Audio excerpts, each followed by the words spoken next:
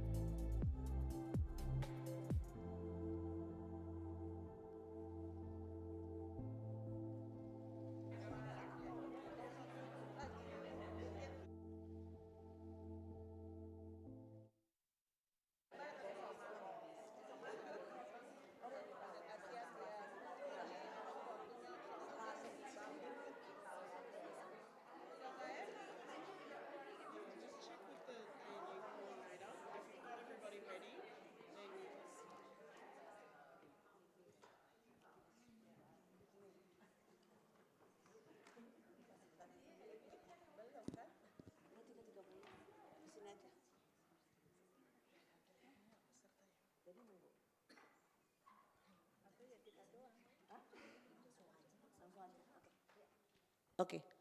Hi, everybody. Good afternoon. Welcome to our sessions, and thank you very much for joining us today. I'm Endah Trista Agustiana. I'm Senior GEDSI Advisor for INKLUSI program, and I'll be chairing the sessions until around 5 p.m. today.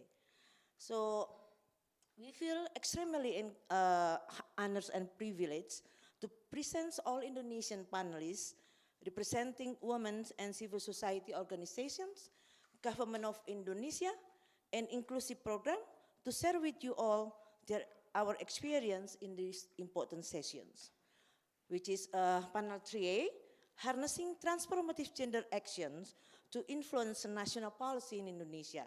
Why this session is very special for us? Because this is based on our collective actions between the CHESOs and the government of Indonesia to amplify the voice of marginalized people, especially marginalized women. Through what we call it, Musyawarah Perempuan Nasional, it is a strategy for us to mainstream gender into, and not only gender equality, but also disability and social inclusion in the Indonesia Long-Term Development Plan 2025, 2045, and Medium Term Development Plan 2025 to 2029, supported by INKLUSI program. So I believe that most of us here are familiar with INKLUSI, but I just want to give you a little bit more context about INKLUSI, that INKLUSI is the Australia-Indonesia Partnership Towards an Inclusive Society program. It is funded by the Australian government and implemented in partnership with the government of Indonesia and Indonesia civil society. How INKLUSI work? INKLUSI is working to ensure marginalized group can participate in and benefit from Indonesia's social, cultural, economic, and political development. How we do it? It does this by partnering with the government of Indonesia and civil society partners who locally led the initiative to advance gender equality, the right of persons with disability, and social inclusion. So before we start our session today, I'm proudly introducing to you our distinguished panelist, which is Lenny, Rosalin.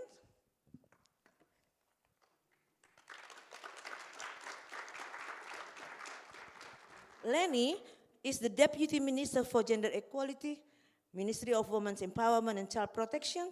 Lenny has been a civil servant since 1987, starting with the Ministry of National Development Planning, then seconded to the Ministry of Women's Empowerment and Child Protection, and was the Deputy Minister for Child Development between 2013 to 2021, and as the Deputy Minister for Gender Equality since 2021 to now. She has extensive experience in gender mainstreaming, child protections, economic, finance, investment, human development, and social protection. She holds master's degree of science and finance from the US, and well-respected figure in advancing gender equality in Indonesia, and has been a strong supporter of the Australia-Indonesia Development Program on Gender Equality. And our next member of the panelists is Qurrota Ayun, currently acting director. Give applause. Currently acting director for Family, Women, Children, Youth, and Sport from the Ministry of National Development Planning, BAPPENAS. Prior to this, she was an associate planner and coordination for women's empowerment and gender mainstreaming at BAPPENAS between 2019 to now. And she received her bachelor's degree in geography from the University of Indonesia and hold a master's degree in public health from the University of Melbourne. She is the key counterpart for INKLUSI implementation and coordination of broader GEDSI focus work of Australia-Indonesia Development Program in BAPPENAS. And our last and the next member is Ibu Misiyah, the chair of Executive Board KAPAL Perempuan. So Misiyah was one of the founder of KAPAL Perempuan in 2000, a women's organization focused on marginalized groups, especially women and minorities in various remote area in Indonesia. She is a prominent feminist activist that I think that most of you already know, with a background of more than 28 years of intensive work to empower women in Indonesia, especially in disadvantaged regions. Misiyah and KAPAL Perempuan empower women as agent of change for social justice and gender equality through a feminist perspective. She holds a master's degree in sociology from the University of Indonesia and a bachelor degree from the University of Jember. Her experience and expertise include development of women's knowledge and serving as a facilitator for critical thinking education, as well as developing more than 100 critical thinking. That's a lot. Education modules for women's leadership. They are integrated with women's economic strengthening, education, health, violence, elimination, decision-making, social protections, poverty alleviations. KAPAL Perempuan is one of the 11 inclusive society partners. And also we are here not alone, we are supporting by our big team. We have also Erin Anderson as our team leader. And also Ibu Dr. Tri Hasuti as the one of from Asia, from Asia as one of our CSO partner from INKLUSI, as well as the Secretary General of Asia, the Women's Wing of Muhammadiyah, that has member around 25 millions in Indonesia. So thank you for all your support. So we, without further ado, and then we give applause to all our panelists today, and then the floor is yours. Thank you.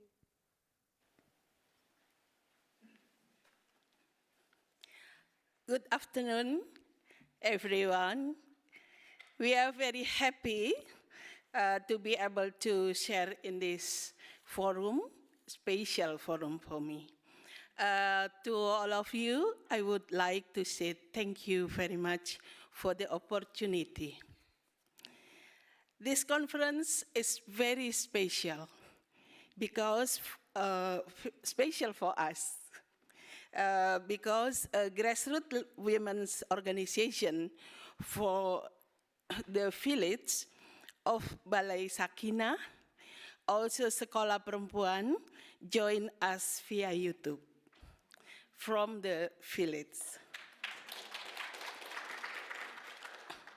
The three of us will begin this presentation by playing a short video, Gender Equality and Women Empowerment. This video illustrates data on gender issue and at global level and specific to Indonesia as a context for why this women's national consultation is important. We took that data from various sources. Some of this data was released by Ministry of Women Empowerment and Child Protection, from the UN, from Equal Measure 2030. The song in the video is Rayuan Pulau Kelapa, which illustrates the beauty of Indonesia, beautiful, fertile, and prosperous country.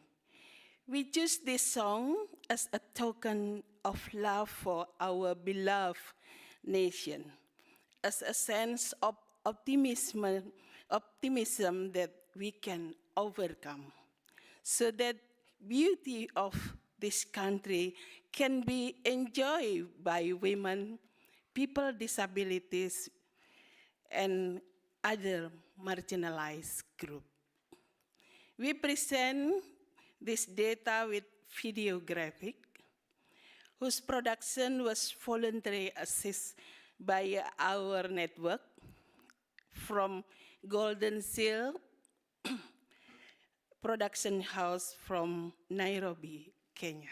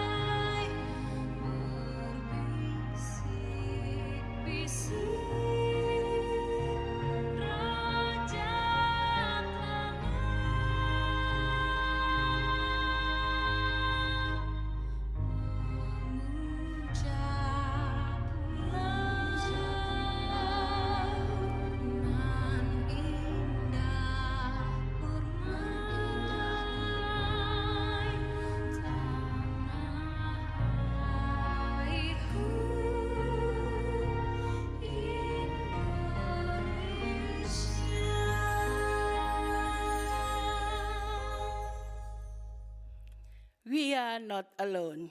For GSO, feminist organization, grassroots community of marginalized group are working together in unity with the country decision makers, hand in hand looking for solution. From the village woman leader to district woman leader to woman minister, we are working together with the spirit ensure, raise and hear voices, embrace the marginalized, count the uncount, uncover hidden stories, break taboo, dissolve the barrier between marginalized identities.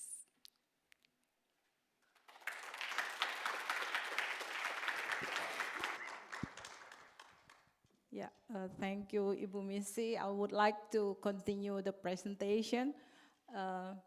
That you see from the previous video that there are so many challenges faced by the government of Indonesia. And I think if I may say in this forum, that this is one of the best example in Indonesia when the government and CSO hand in hand work together in a very good synergy, and that's because of the assistance from the government of Australia. So thanks a lot to INKLUSI and the team, and I think thanks to all stakeholders. Talking about the modalities, ladies and gentlemen, Indonesia actually is going to achieve gender equality and to empower more Indonesian women, especially at the grassroots levels. And we have already committed our goals to be achieved. That's because we have also many regulations that, push us to do that. And this actually has begun in Indonesian Independence Day back to 1945. Yeah.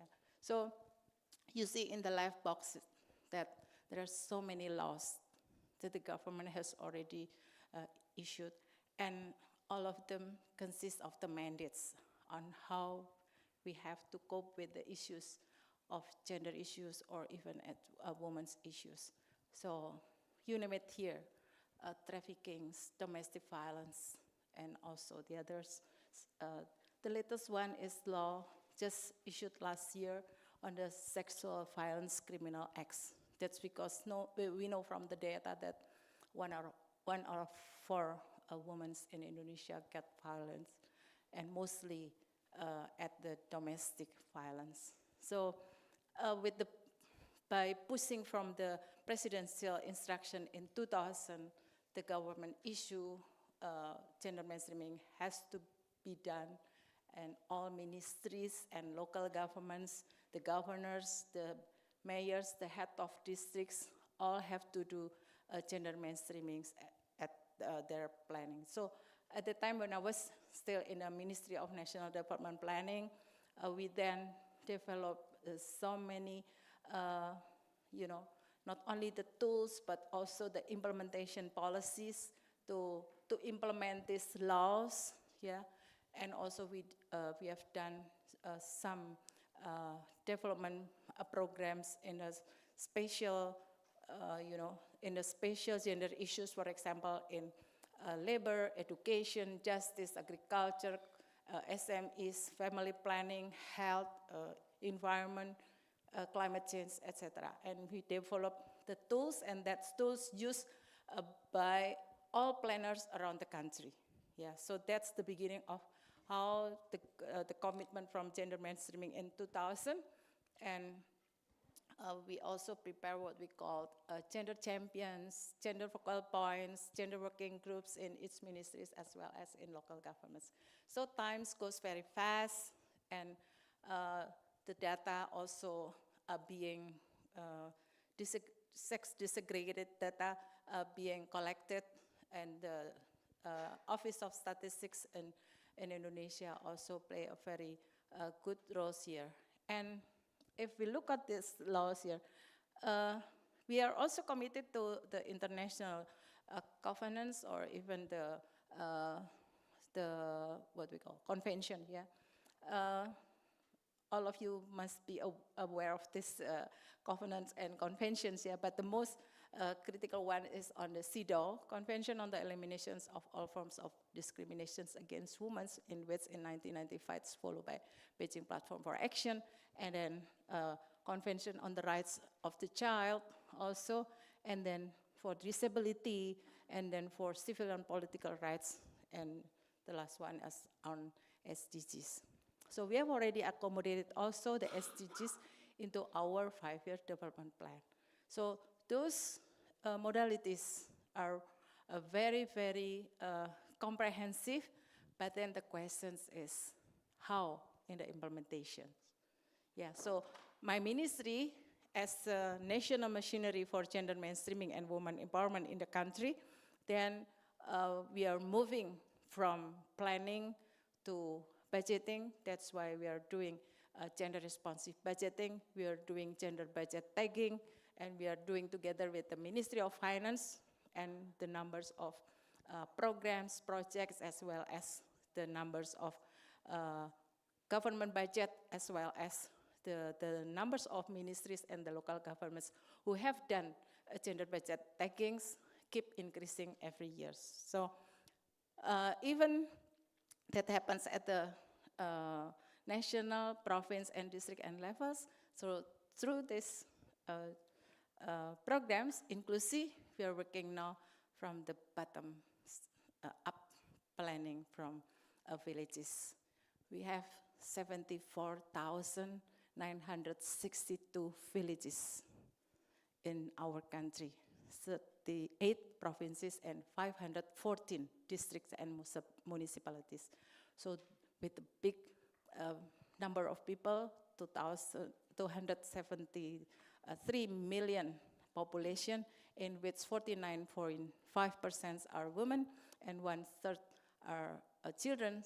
So we have to make our 2/3 of our total population, which are women and children, have to be empowered. So I would continue to Ibu Misi to discuss on how women's movement, civil society, and community-based organization and networks in Indonesia through INKLUSI. Please, Ibu Misi. Thank you. In line with Ibu Lenny, we have modalities of women empowerment, feminist organization, grassroots women organization, CSO movement, working to with GEDSI perspective, work in various sector and level. For example, the INKLUSI program, joint program of Australia government and Indonesia government to support 11 CSO and 8 research partners that work in 32 provinces, 129 district or city, and 650 villages. In the village level, community-based organization are developed, which become a collective to respond to GEDSI issue in their communities. For example, Sekolah Perempuan, PK Union, Balai Sakinah, Desbumi, and some of which are integrated with the woman and child-friendly village government program. Why meaningful participation of women important for us? There are 4 main reasons, namely first, intersectional women's identity, issue, and needs. The second, limited women's participation. Third, especially women meaningful participation. Third, the urgency of women and girls agenda, and for capacity strengthening. The question is that, what are strategies for strengthening marginalized women participation in national development planning? The strategies include collective action among GSO and GOI at the national, subnational, and the village level. we have a collective action, more than 5,000 participants, women and men, government and GSO participate offline and online to amplify the voice of marginalized women, men, children, and disabilities, to address gender equality, disability, and social inclusion across Indonesia from 34 provinces, 136 districts, and 664 villages. There are from many ethnic minorities and remote area. The second, bottom-up process, we have voice from the grassroots in the national level.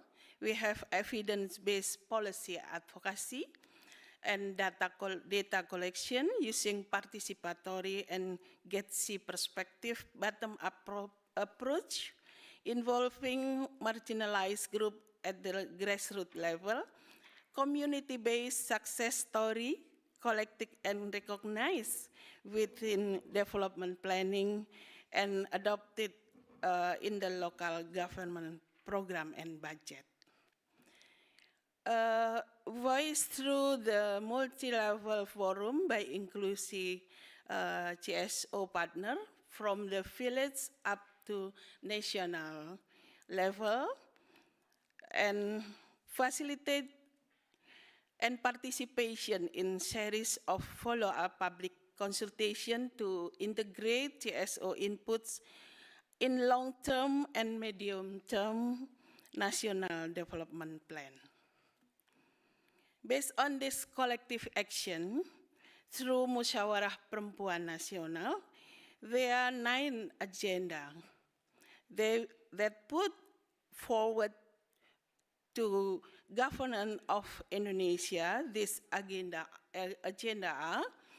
are 1, poverty, social protection include. 2, women workers, migrant workers, domestic workers, trafficking in person, decent work, disability employment. And 3, child marriage prevention and women economic empowerment, women leadership, women participation in decision-making process, women health, mental health, women and adolescents, reproductive rights, women and environment, natural resource management and ethnic or indigenous group, violence against women and children, women and children in conflict with the law. However, there always be challenges. In collective action is not easy. They accommodate and agree upon priority agenda. Also, time and the right arguments are needed to synchronize the agenda. And working under a time frame, only 3 weeks. Overcoming financial limiting through cost sharing, ensuring the integration for 9 agenda in the National Development Plan and monitoring its implementation at the national and subnational level. Besides all the challenge, we learn from the process, come up with some good practices. First, common goal. A shared common goal among government, women organization, and civil society organization is a key success. And ownership, strengthen ownership among government, women's organization, and other civil societies organization. And number 3, momentum. The national development consultation occurs simultaneously with the government long-term and medium development planning. Number 4, opportunity. Promote meaningful participation of women and civil society organizations in government development planning process, and strengthen collaboration with GSO and their network to mobilize marginalized women from different identities and background at the grassroots level. And we have also knowledge sharing. About technocratic process and mechanism of government national development planning, and how to empower marginalized women by civil society, and leave no one behind. We promote gender equality, disability, inclusive development, social inclusion, and inclusive society.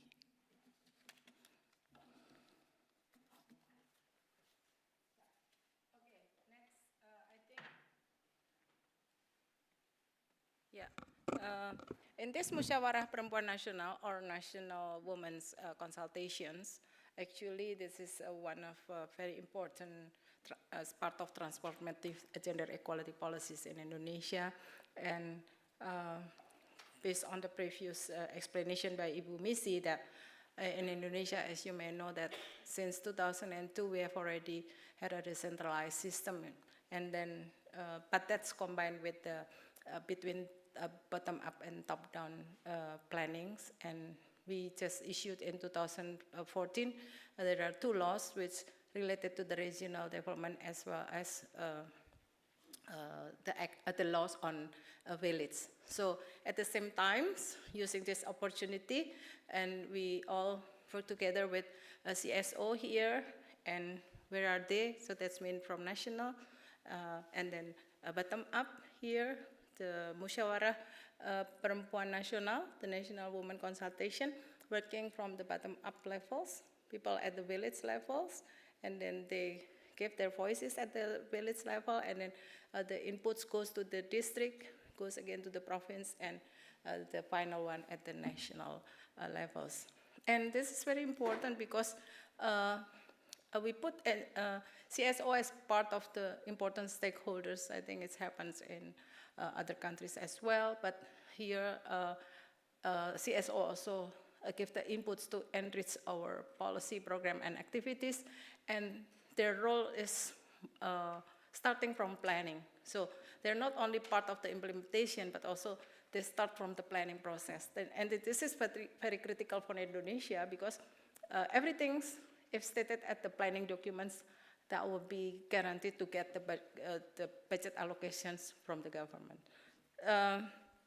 The role of CSO here also important on the monitoring. Yeah, so planning, implementation, as well as monitoring are those key when CSO playing a very strategic roles there. And our ministries itself, since last couple of years ago, we have done what we call gender mainstreaming revitalizations. Before, we focused more on the planning and budgeting, but now as a part of government revitalization, we are starting from planning, budgeting, of course implementation, but we are also strengthen the monitoring as well as the evaluation, and the other 2 are the audits. Yeah, so we are also working with the audit office to make sure that in Indonesia, audit office play a very critical role also, because they have to audit starting from the planning process. And the last one, as a part of our accountability to the community and as part of the transparency, we are also have a gender responsive reporting system. So those 7 stages as part of gender responsive revitalizations, and we focus on the policy implementation, on the tools development, as well as to prepare the human resource to implement those 7 stages, because there are so many ministries involved in this, and the roles of our ministry as a as a national machinery, again, we are also give the assistance and technical assistance, especially to the ministries as well as local governments. While we are doing that, we also do together with CSO. So that's the next step. Yeah, the next slide, please. Ibu Misiyah has mentioned a bit in the beginning of her presentation about women and child-friendly villages. This is the initiatives comes from our ministries because we are going to collect all the efforts, all the impacts, whatever, on how the government could boost more on achieving gender equality in Indonesia and to empower women in Indonesia. So village, even though the numbers are huge because 74,962 villages in Indonesia, but we start doing piloting. So we pilot in every single provinces, we choose 2 districts, and every district we choose 2 villages as our pilots. And we work all together with the CSOs, as well as the head of villages, and communities, of course, yeah.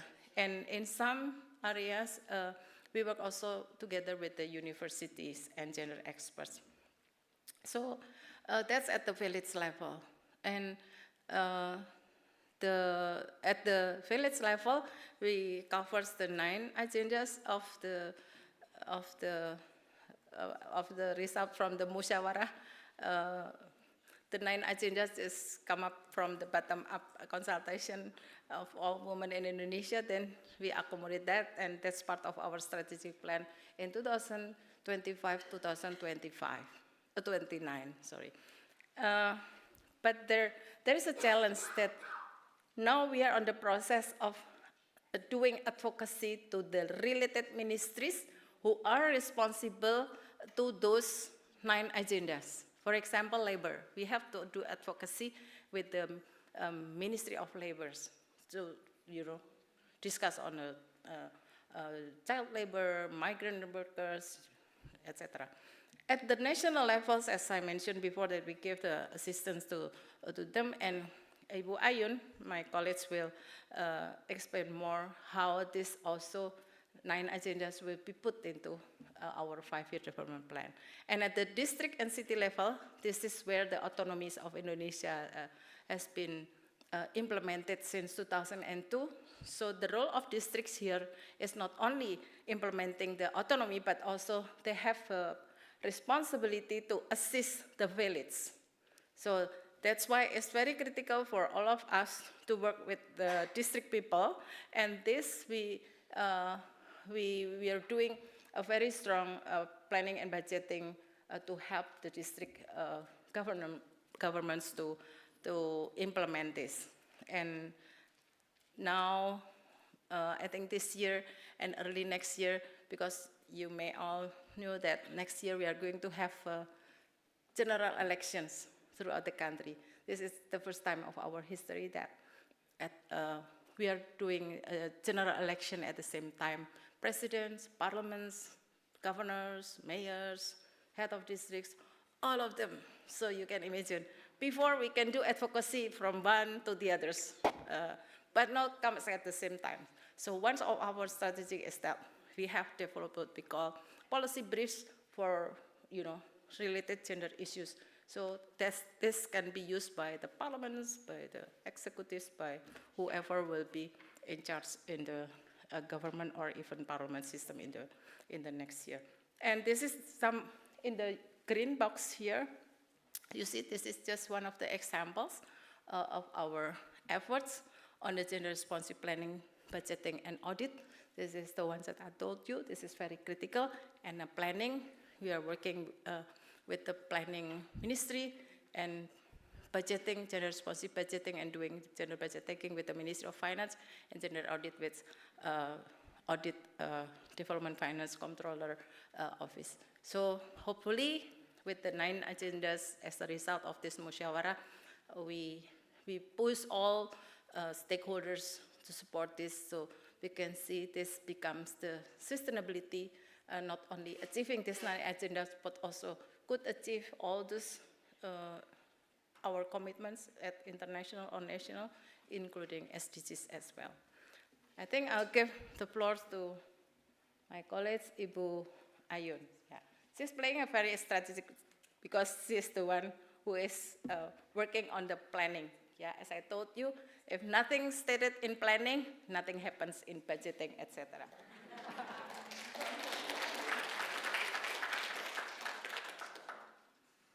Okay, thank you, Ibu Lenny. Good afternoon, everyone. I know this is a very long presentation. Please do not fall asleep. We still have several slides. I'm going to share with you about how we at the Ministry of National Development Planning responds to the 9 agendas of the recommendations from the women from the grassroots level, and then integrate those agendas into our national long-term development planning. So to give you a bit about the context, the year 2023 is a very important for our ministry. To be honest, this is a very tough year because our happiness index is decreasing. We have to finishing 3 national documents at the same time. The first one is the long-term national development planning, the 20 years planning, and then the medium-term development planning, and then also the annual work plan. So you can imagine how busy we are. But we are happy because we can share a bit our responsibility into CSOs, the one that Ibu Misiyah lead, the KAPAL Perempuan, and also the partners. With support from INKLUSI program, the 8 CSOs with their networks and partners agreed on collective actions and then facilitate the Musyawarah Perempuan Nasional. We consider that the Musyawarah Perempuan is relevant because we only have a very limited time, as Ibu Misiyah mentioned before. We have to collect evidence to support our planning, especially from those the most marginalized groups. And also this is our first Musyawarah Perempuan Nasional that held by CSO with the collaboration with us, with the government. And this is our first experience too.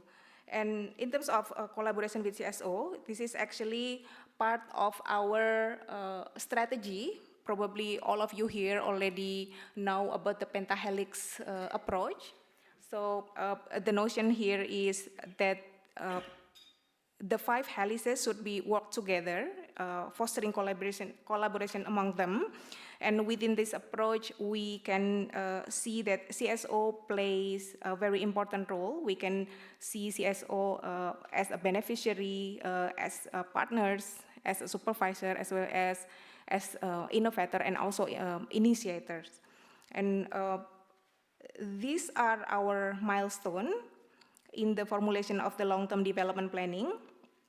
So we started from the background study and then followed by designing the technocratic document, and then we start to do the public consultations.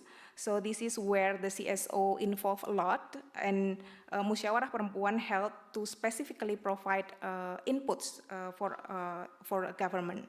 And then we are doing the validation and finalizations, and now we are at the end of the legislation process of the long-term development planning. This is the 9 agendas, although you see that only 9 agenda here, but believe me, the recommendation from CSO are so many, so extensive, hundreds of them. They come at a very different levels, from something very technical into something that something that we have to address at the very national level. And consequently, it is very crucial for us to take a look at every single inputs and scrutinize, categorize all the inputs, and then technically we see those recommendations from different perspectives as well. Which one is we consider as a new insight, which one is kind of need confirmation, and what kind of recommendation that can support us, giving us additional evidence. And so if we look at the 5 areas on how we integrate the gender equality and also social inclusion in our national long-term development planning, these are the 5 areas. The first one is the principle of development. The second one as a single agenda, gender equality, social inclusion as one development agenda. The third one is we integrate the gender equality and social inclusion, the GEDSI, into several sectoral policies. And we also integrate the gender mainstreaming and social inclusion as part of our communication strategies, and also make sure that GEDSI also mainstream in the regional policies. And next slide, please. Okay. So I'll go quickly one by one. I'll go quickly one by one for each of the agenda, how we integrate the those 9 agenda into our national long-term development planning. We note that GEDSI is a strategy. This is something we call mainstreaming strategy, and this is something that really cross-sectoral. We want to make sure that GEDSI is really mainstream in all development agenda. So we have 17 agenda in our long-term development planning. So this is the way we want to make sure that GEDSI should be a principle of the development. So this is gender mainstreaming and social inclusion become one of the 5 mainstreaming strategy. And the second one is we put gender equality and social inclusion as a specific agenda as well. So this is one out of 17 agendas. We call it Indonesia Emas 14, so Agenda 14, Quality Family, Gender Equality, and Inclusive Society. The policy and strategies written here actually already received critical input from the Musyawarah Perempuan Nasional. We review and reflect on its narrative, examine each word meticulously, and then contemplate its relevance and also the implication within the next 20 years of planning. As you can see here, we highlighted the most important aspects, individual and family resilience there, and then fulfillment and protection of rights of the children, women, youth, people with disabilities, and also elderly, issues around empowerment and agencies, leadership, and also about the institutional capacity, and also the enabler environment to support all those policy and strategy can be effectively implemented. Next slide, please. And the third one is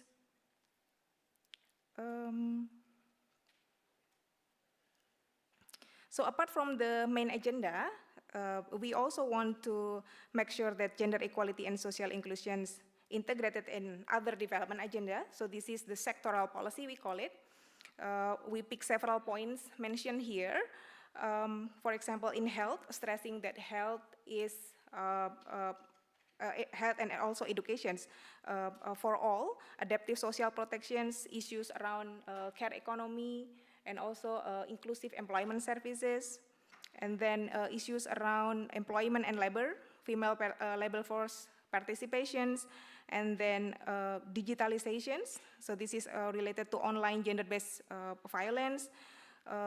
We also integrate in the issues around stability, law, and leaderships. This is an affirmative actions to improve policy, to improve police women, and also gender-sensitive services and access to justice for women victims. And the next slide, please. And this one is around the regional policy. So we note that gender integrations in regional development is crucial because, as mentioned before by Ibu Lenny and also Ibu Misiyah, Indonesia is a very large country. We have more than 270 million populations, half of them are women.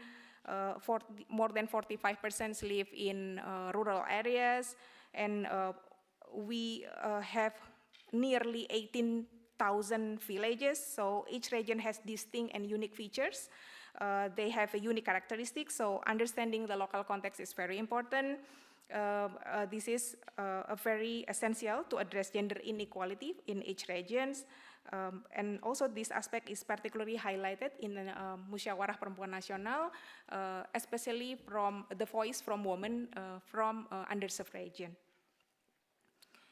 We highlighted also integrating GEDSI principle, gender equality and social inclusion principle is also important in the communication strategies. Because we are dealing with diverse target audience. We have women, children, ministries, local government, CSOs, and other stakeholders. Of course, different group has different characteristics. They have different preferences, different needs. So we have to tailor the communication strategy for them and taking account their specific concern and also interest. Next slide. And this one, that's what has been done so far as a collective action, but we will not stop there.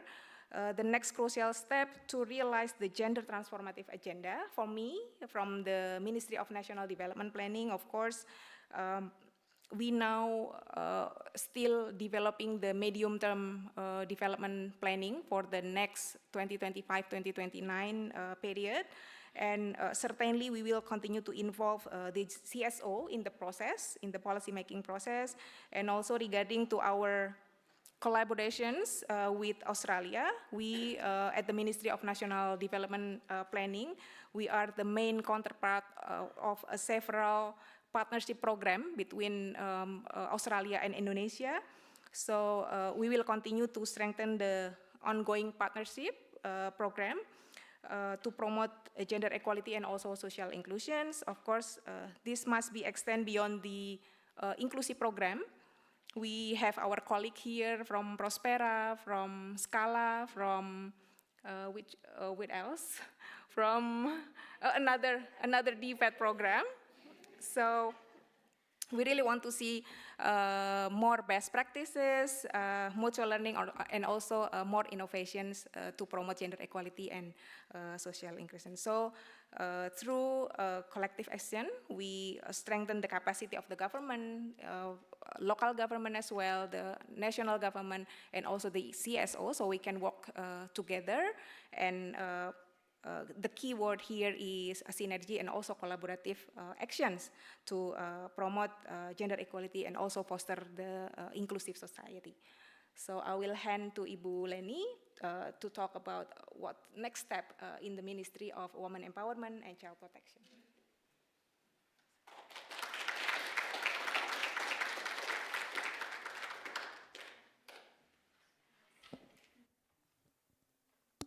Yeah. Thank you, Bu Ayun. Yes, there are some ways forward that my ministry has been doing, and some of them are in the near future. The first one is, after the government issued the presidential regulations on a 5-year development plan, so the new president will issue the 5-year development plan, and we, in all ministries, including my ministries, have to develop the 5-year strategic plan, ministerial strategic plan. So since, as I mentioned before, that since our ministry as a national machinery for gender equality and women empowerment, so we have to cover all the concerns from the related ministries. So that's why, as I told you before, that it has to be stated and integrated first in the 5-year development plan, in which the Ministry of Planning responsible to do that, and we will make in the strategic plan 2025 to 2029. And the second one, all those 9 agendas are being integrated also to our programs at the village level, what we call women and child friendly villages, and this scattered around the countries, and we have already done some evaluation on this based on our pilots. As I mentioned to you before, we have already done our 2 years implementation pilots on this women and child friendly villages, and we see that there are so many multiplier impacts come from. It's not only the cases of violence against women and children decreases, but also in most villages there are no child marriage anymore, no child labors anymore, and parents have a better parenting systems. I mean, because we are using economic activities as an entry point, so we train a woman in the village to be entrepreneurs, even though the economic skills still at the SMEs level, but we give them training, etc., give them the money sheet for them to start their SMEs. This gives the impacts on the better parenting done by the family. So they give better food, for example, for their children. So at the same time, our stunting rates in Indonesia is also reduces, and also more children goes to school, and this support the government 12 years compulsory basic education, and plus 1 year now, yeah. So, I mean, there are many multiplier impacts. So the key is, the entry points is on the economic intervention and women's leadership. Yeah, those are the keys. But the prerequisite for all villages, we are working on the sex desegregated data first. Yeah, so using the data, the village could identify what are the issues. So that's why when this musyawarah brings the 9 agenda and we adopt it at the village level, you see, so demand and supply is like meet and cook together, and then the village people better off from there.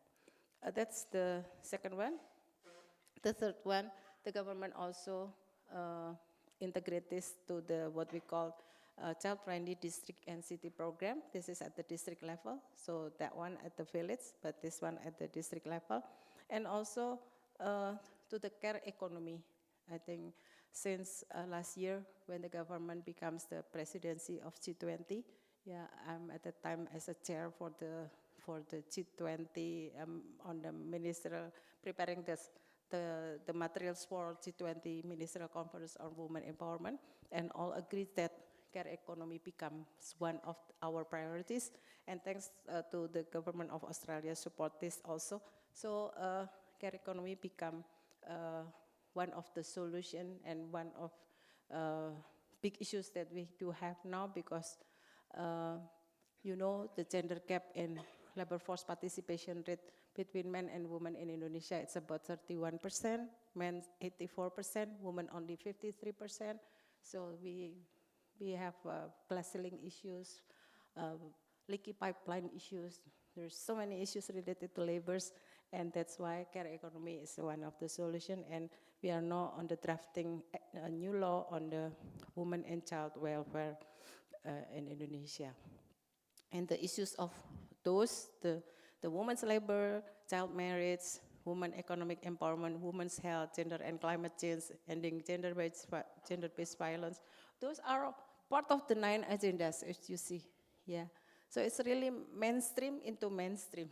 Yeah, so because like the climate change is also mainstreaming, so we do all this together. And again, we are going to strengthen this gender mainstreaming in 7 development stages, starting from planning up to the audits, as the one I mentioned before, that should be done at the national up to the village levels. So, okay, those are the things becomes our agenda, even though we do still have many challenges faced in the future. Okay, Bu Misiyah, you will end up with the last slide, please. Yeah, continue. Our ways forward only two.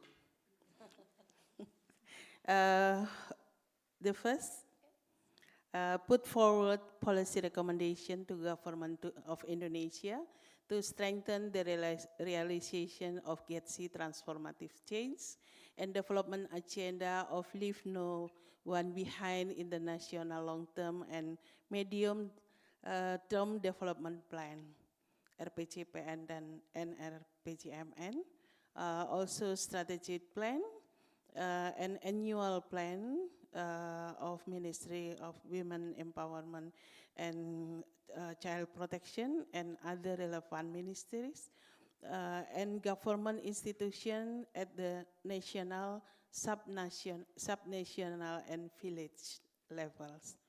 Number two, strengthen GSO collaboration and partnership with GOI in the implementation of collective action and continue to advocate for the adoption, this important, very important, Ibu Ayun,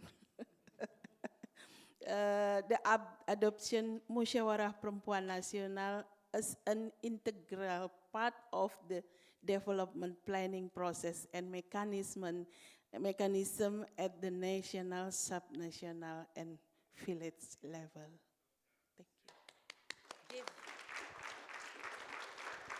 Thank you. Thank you. Thank you very much. What amazing work that, like collaboration that you show to us here.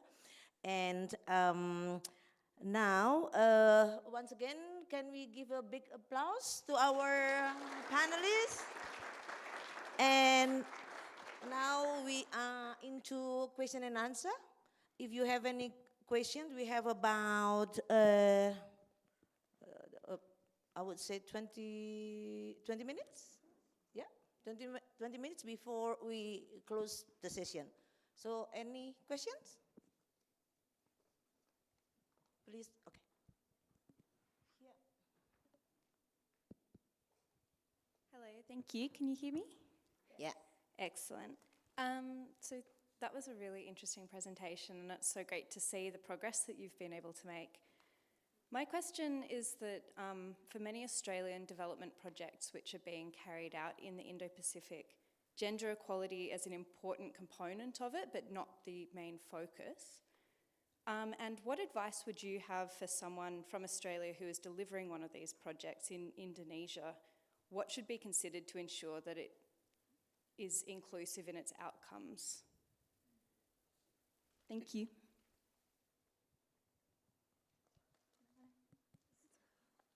Any more? Oh yeah, I think that, okay.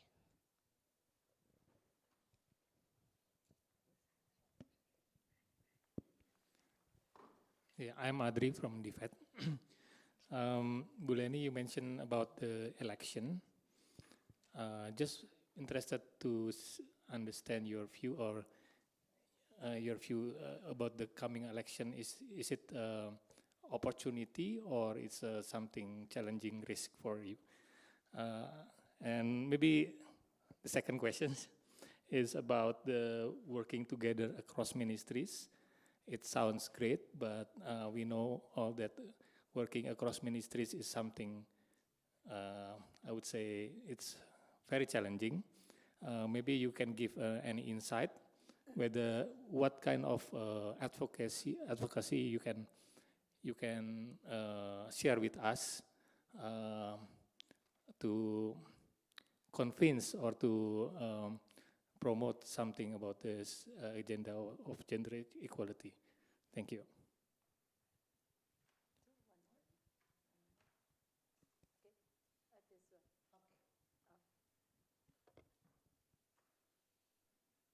Oh, yeah. Can you tell me your names? My name is Susan. I'm the co-founder of Love Care. So Love Care is an application that connects families with care workers based in Indonesia. And what we do is that we not only providing job access to care workers, which is predominantly is women, but also we provide them with social protections as well as training program. So I noticed that in your slides that very view of private sectors partnerships being mentioned, a lot of CSO in government, and considering what the impacts that been done by innovations like Love Cares from private sectors, I wonder what kind of framework in place that can be offered to the private sectors, innovations like Love Care, so that we can contribute more effectively to scale our operations and of course to develop the policy together with the government as well. Thank you. You got all the question, Yeah. Okay. Thank you. First question come from you. I mean, what about how we do to measure, whether the project or the programs have impact on the inclusiveness,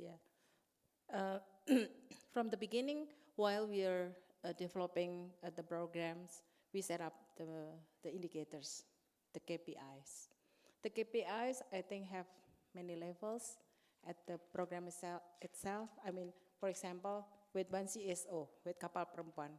With KAPAL Perempuan, set certain KPI, and then we have 8, CSO, different KPIs. Why different? That's because she is working with marginalized women.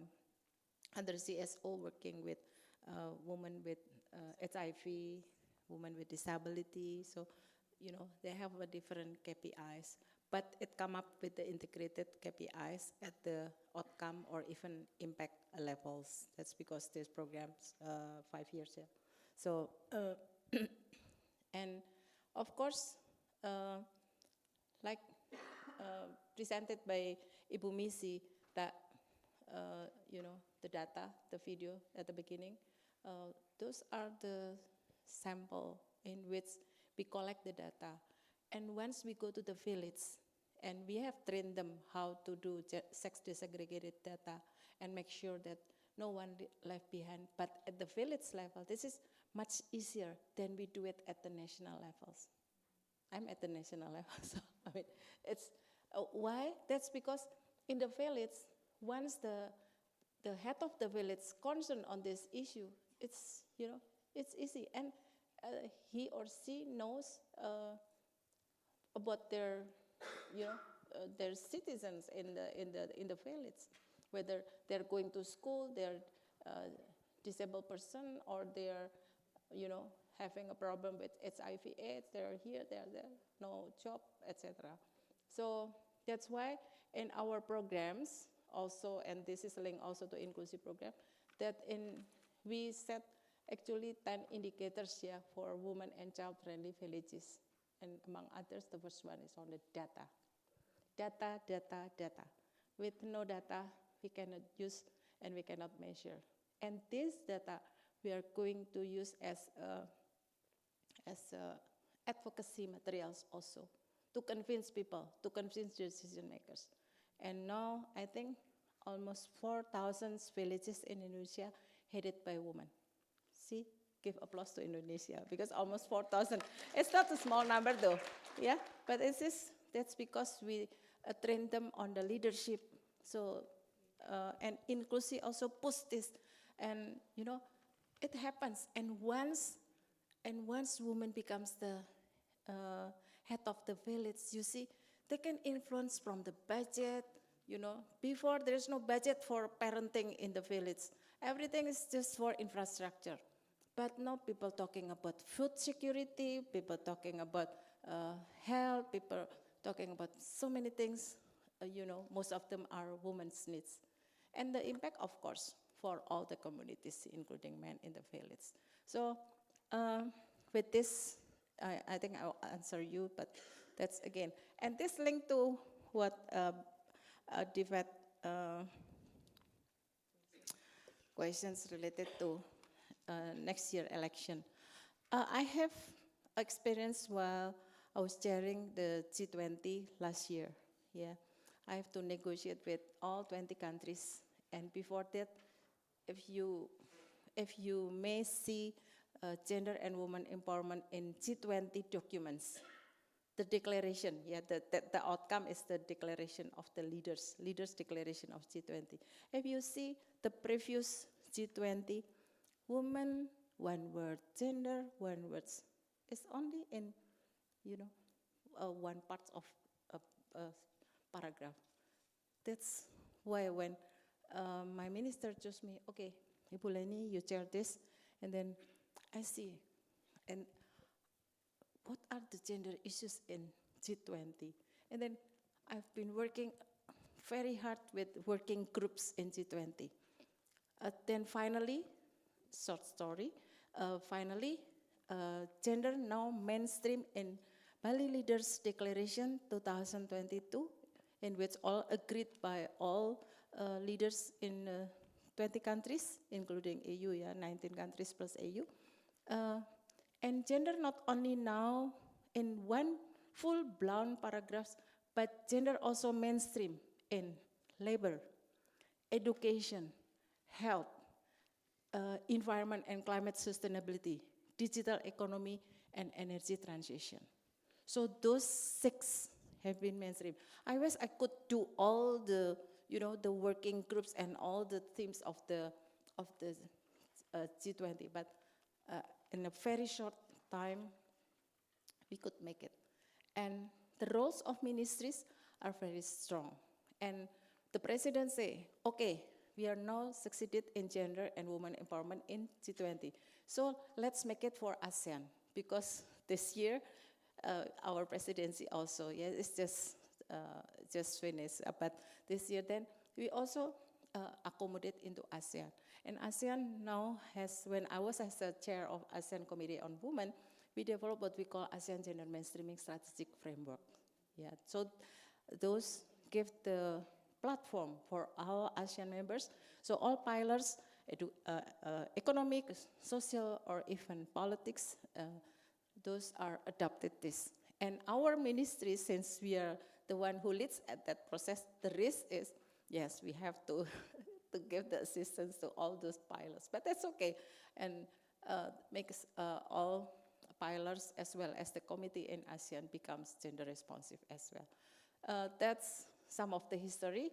This year, the government of Indonesia also chairing MICTA, Mexico, Indonesia, South Korea, Turkey, and Australia. Yeah, we also raise the similar issue there, and again, we could do all this, but we have to have very strong advocacy, and the key is, is on the data. So I just use the data. So everything, I talk to all decision makers, I just use the data. Tell them about the gender gaps. Look, if we are talking about labor, I just use the labor force participation rate. Look, men 84, women 53. In the last 15 years, I give time series data. Look, in the last 12 years or 11 years, look, it's just stagnant. How come? You as a decision makers in the Ministry of Labor, so you have to do something. Yeah, so we can have a kind of discussion. But the challenge is, that's why I told in the beginning that now we are preparing what we call policy briefs or policy notes, like the one that I did for G20 and ASEAN. It's kind of, a brief sheet in which consists of what are the issues in a specific education, health, etc., and what are the, starting from the backgrounds, of course, the data, everything, where are we now, and then based on those data, then we come up with what are the big issues that specific sectors face. And then we give them the recommendation. Just those 3 parts, and not more than 2 pages. And give this to the decision makers, at least echelon 1 levels from its ministries. I'm now chairing the echelon 1 people in Indonesia, women, yeah. I mean, Indonesia, the highest level for civil service at the echelon 1 level. And now I'm chairing for all women as echelon 1 level in Indonesia. So that I use that opportunity to also to convince them, and finally we could make it. Even though we cannot cover all, but at least we could do it. And for province, we use also the data. All data must be sex desegregated. And all data must be tell about the specific province. So I have set of 38 provinces data for any kinds of gender issues. And 514 districts and municipalities, any kind of gender issues. So if I go and see the governor in West Java, I will use the sheet based on West Java issues, not national issues, because the governor will say, national issues is your business, it's not mine. And also if I see the mayor in Surabaya, for example, I use the Surabaya data to convince them. Look, this is your picture, this is not my picture. This is your woman, it's not my woman. This is your children, this is not my... So arguing using the data, it's much easier. Yeah, that's, the last one, love core. I don't want to dominate, my colleagues will, will add some later. Ibu Susan, yeah.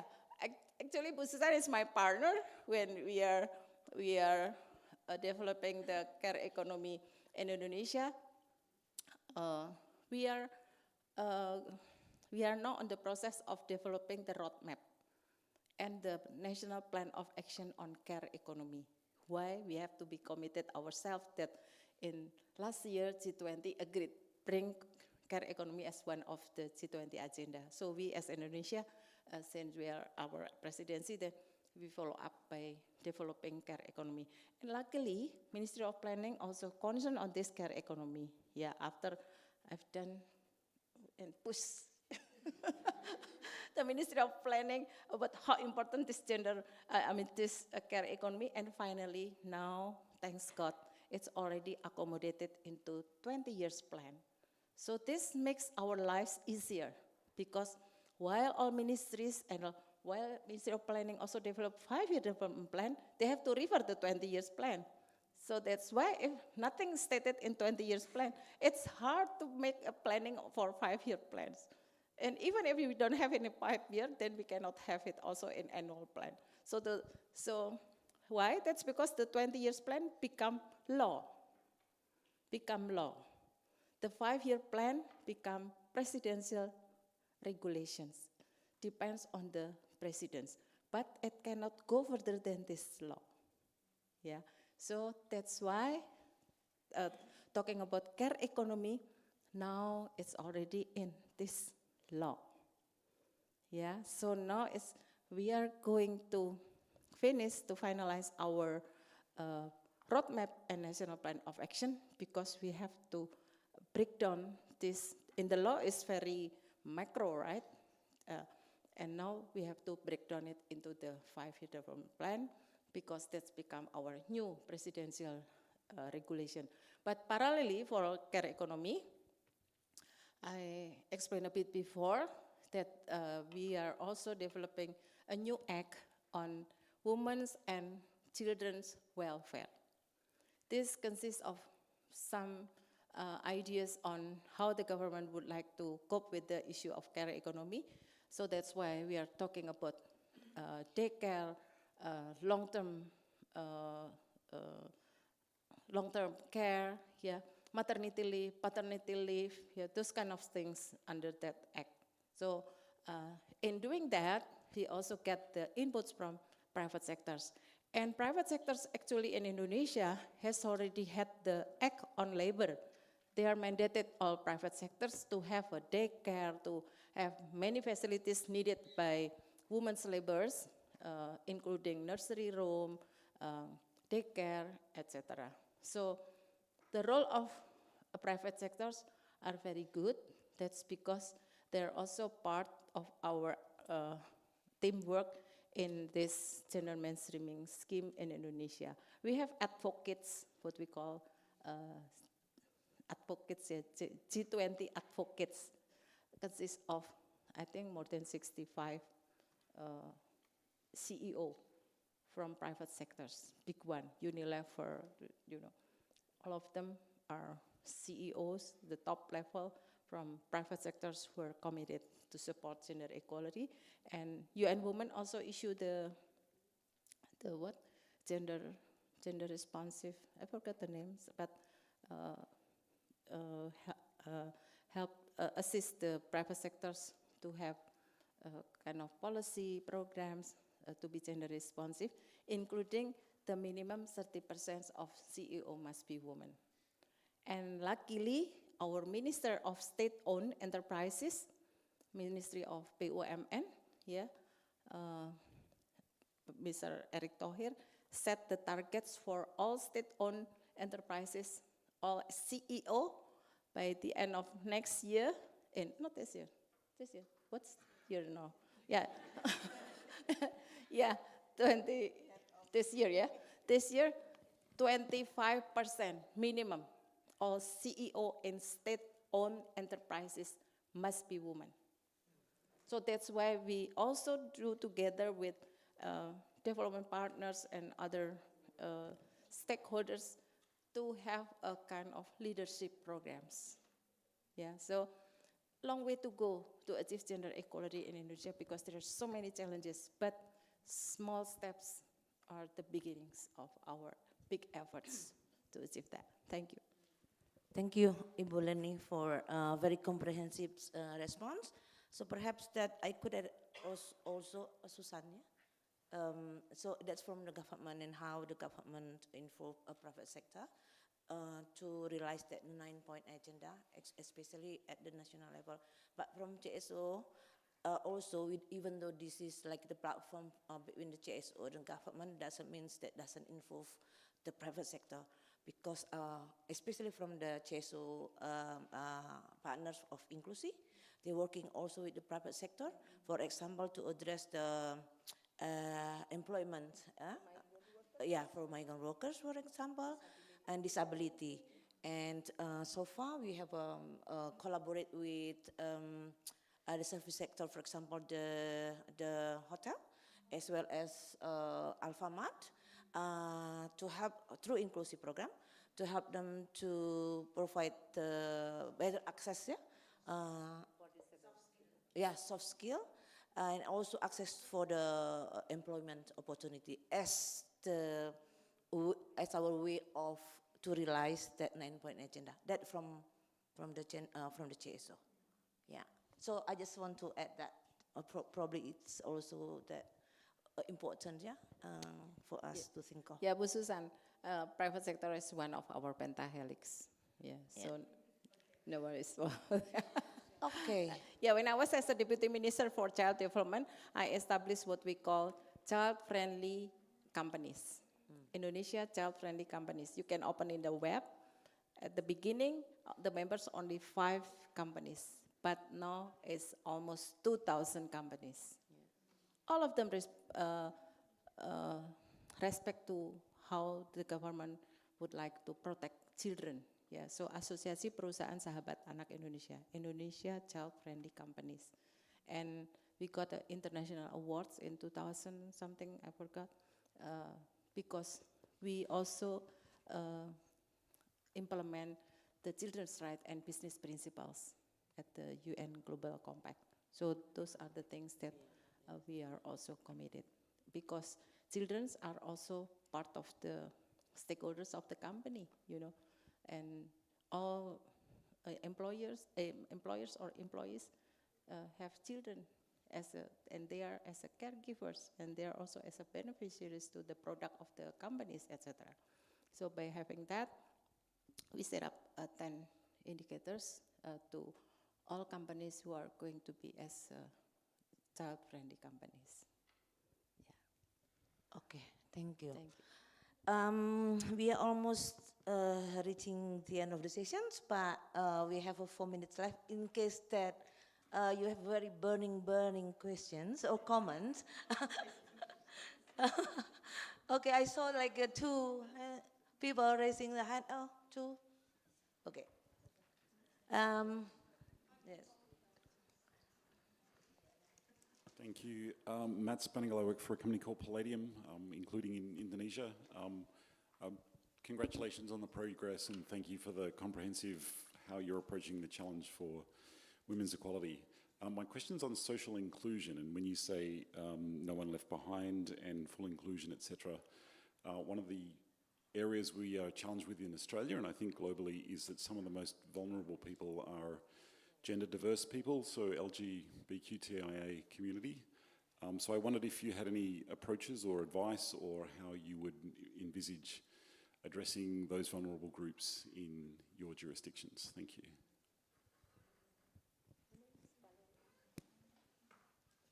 Thank you. I was about to address that questions, but I modified that. So, so I guess my questions would be next year in the upcoming elections. That would be, again, there is contestations between, women's movement, and then there is also populism, right? So the women's, movement in Indonesia has to really face the, the influence of populism that often frame feminist agendas as threatening to traditional values.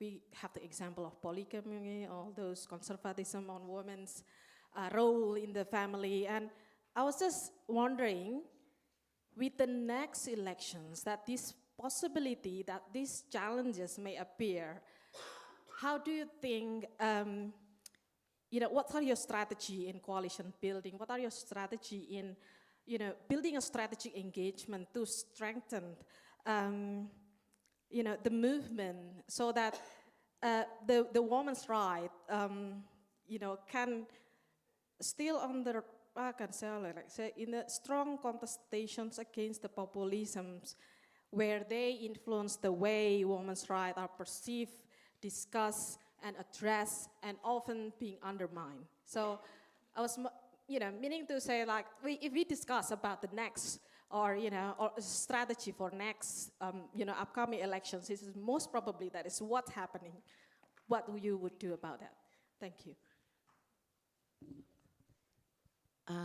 Okay, this is going to be last question? Two, yes, no more question. Apa? Social inclusion, so basically there's two questions, like social inclusion regarding the gender diversity, and how approach to that issues within the Indonesian context, and then for the elections, what strategy to build, strengthen the movements. Yeah.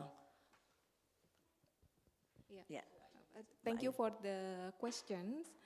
Actually, we can answer this together, ya, Bu Etta, and also Ibu Erin. About social inclusions, so we talk about women, we talk about children, people with disability, and also aging populations. We must address this issue in our policy, and also it's not only the national policy, but also at the operational level. So we already now have the action plan on the disability, and also a national action plan on national strategy on aging, national strategy on aging.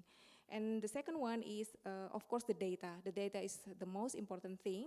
We need to strengthen the availability of the data when we talk about the most marginalized group, the social inclusions. We have to be supported by the data, and now we are strengthening the availability of the disaggregated data. It is not only about sex disaggregated data, but also disaggregated by age and also by region as well. And also by the disability diversity, yeah. And another thing, also the most important thing is, of course, the institutional capacity. So when we talk about a marginalized group, we also think about what kind of vulnerability they have. So we really need to pay attention on doing analysis, what kind of the vulnerability, what aspect affect these kind of vulnerability, and also the capacity to do the analysis is also the most important thing. So building the capacity of our line ministries and also the local government is crucial to support the inclusive society. Maybe Bu Eta, you can also answer the question. Okay. So maybe I can help. When it comes to social inclusion, this is really nothing like new to Indonesia, because as you know that we are with our Bhinneka Tunggal Ika, and you know, like unity and diversity. So the governments really fully recognize based on our based on our constitutions, as well as the law number 9 on human rights. So yeah, 39, 1999, that the all citizens or all people in Indonesia are well protected and should be treated equally. That's based on the law. So of course there is in practice, when we are talking about in practical way, there is always a stigma, discriminations, as well as prejudice against people because of their identities. That's why we are here. We are trying to address that in order to create a better future for Indonesia toward inclusive society. Did I answer your questions? I hope so. So, Mbak Misiyah, you want to add? So, because we are running out of time, so, okay. Yeah, prima. I think women empowerment is strategies for respond the conservatism, also any problem in Indonesia about what's the conservatism, populism, yeah. I think this the first is we must organize the women, all of women, and they have agenda, special agenda in the all of groups, and some problem we approach with a religion perspective. I think it is now we need we can make the strategy. I think ICIA, one of women organization, have promote gender equality and for women and this against to conservatism. Just to add before we close, just recently, because we are here, luckily we have Ibu, for example, Ibu Tri here. We are also working on inclusive elections. So that's why the INKLUSI now supporting the handbook on how to promote inclusive election in Indonesia. So it is under the coordinator of Ibu Tri as Aisyah, as one of the INKLUSI's partners, and also together with, I think, with Migrant Cares and others, CSO partners. So we are already in it now. Okay, so I think that the end of our session today. So much to learn, so much to share, but very limited time that we have. So at least for the session today, we learned that the voice of marginalized women not only represents the voice of all women and girls, but all of people, women, men, persons with disabilities, youth, and children from different backgrounds and identities. Women are half of the population. Their voices are critical to ensure that no one will be left behind. The rights of marginalized women and people, all of people are respected when protected, and their needs are accommodated in development. Let's work together, hand in hand, to achieve our common goal of creating, that's why I mentioned again, a better world for all of us, women, men, and all people toward gender equality and social inclusion. Thank you very much.